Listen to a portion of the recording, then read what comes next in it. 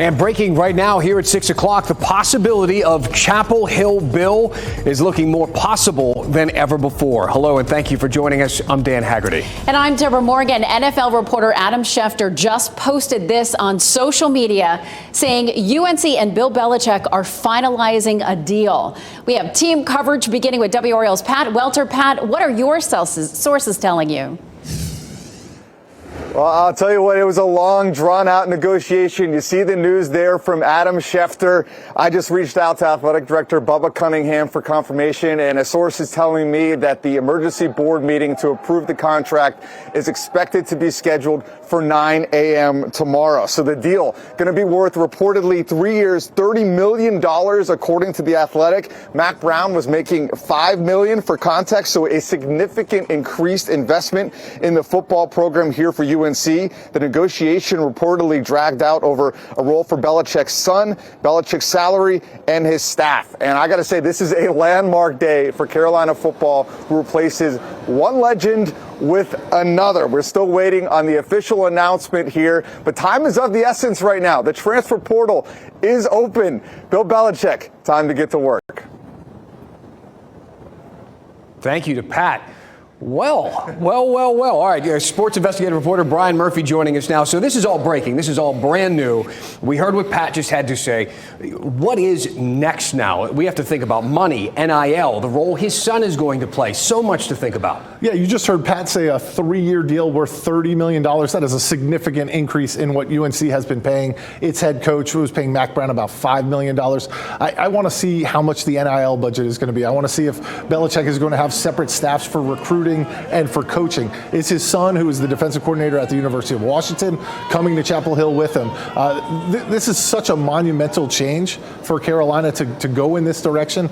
There are so many questions about what's next. When we think about the portal, which has just been opened up, and the kind of noise this announcement might make there, also with NIL money, we know that is such a huge draw, maybe even bigger in some cases than the name of the coach that's running the team. So what do we know about that looking forward? Yeah, there's been a lot of reporting that this number is going to increase. Of course, revenue sharing is coming to college athletics next year. Belichick will be able to proportion out somewhere between $12 and $15 million in direct payments to players. I expect that to follow an NFL model where the quarterback gets a certain percentage of that, starting wide receivers get X, and so forth and so on.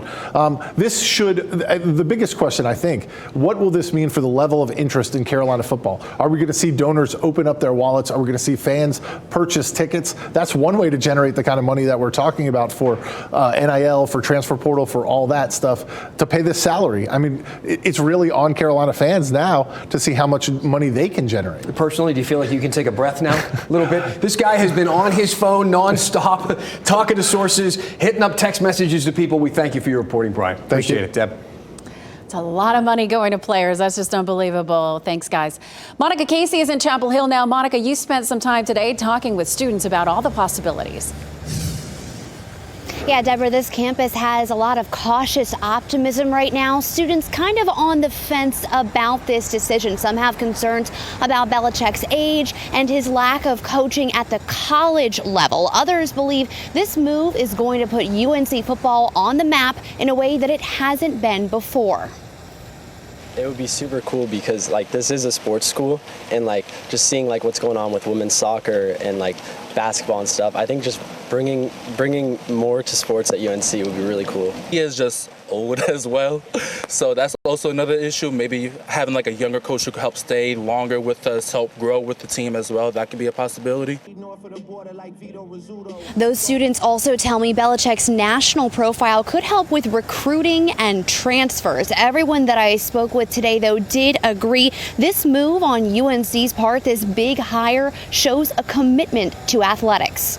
Live in Chapel Hill, Monica Casey, WREL News. Speaking of that, Monica, late this afternoon, I sat down with Governor Cooper and I asked him, as a UNC grad and fan, what he thinks about such a high-profile choice to lead the football team. But you're a UNC guy. Bill Belichick? You know what? That gets the Tar Heels on Sports Center every other night. It sure does. It's going to put them in the national conversation.